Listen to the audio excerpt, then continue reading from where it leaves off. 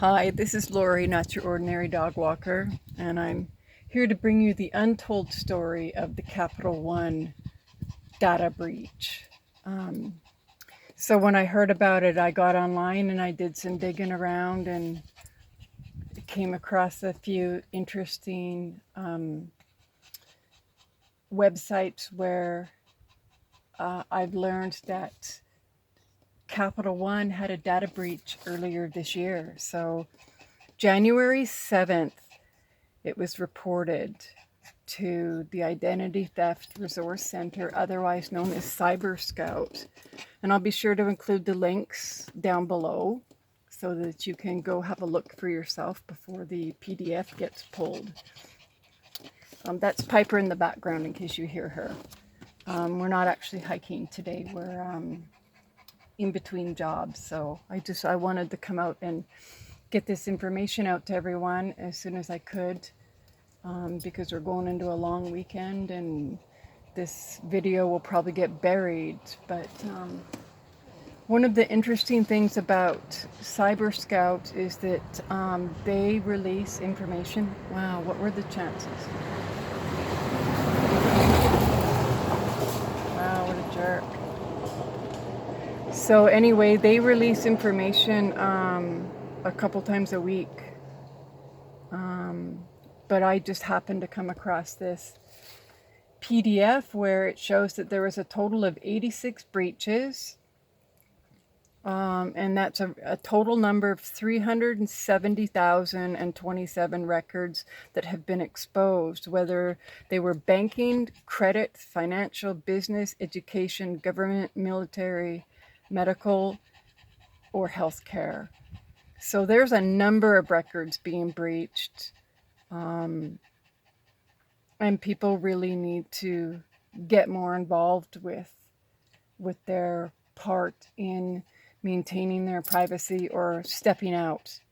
I myself have tried to step out as much as possible. I really try to downplay the amount of involvement that I have to have within the system and giving out my information. And people get upset with me all the time about it, but I refuse to just leave myself open and vulnerable, because with the 106 million people that have been exposed, they're offering some credit monitoring, and I have to wonder where they're going with that. So that's 100 million Americans and 6 million Canadians. And I'm like, well, they have to be up to something, right? Like, there's no way that this was executed the way that they say it was. There's an underlying agenda and theme and risk here. And my question is, where are they going with it and why? And what's going to happen with the people that have been targeted? So if you look at the fact that the breach has happened with their social security, their credit cards, their health numbers, DMV, and financial accounts, emails, etc., I have to wonder if they're going to push for the RFID now, right? So we got people in 2 countries that are now vulnerable, that are probably nervous, that probably don't know to think twice about any of this stuff and really see, what is the psyop behind it. And that's the untold stories. It's not the first data breach, but they made it out to be such an alarming matter. But if it really was, then why wasn't it released in January when the first data breach was revealed? There was a lot of interesting companies that were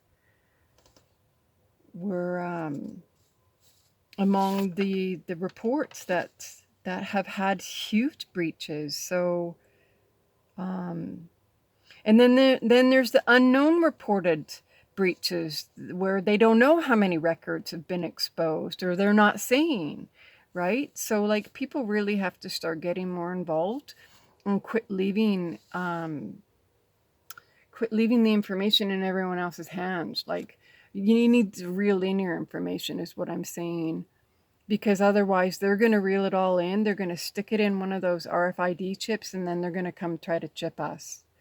So That's where I'm going with this. And if you disagree, leave a comment. I'd love to get into a dialogue with you. If you agree, leave a comment. Again, I'd love to get into a dialogue.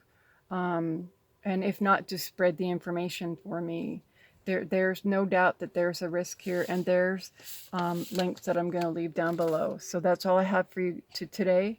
Tomorrow I'll try to get out and do a hike and share the other things that are on my mind. But this is what I needed to get out today. All right. Thanks, YouTube. Have a great day. Bye.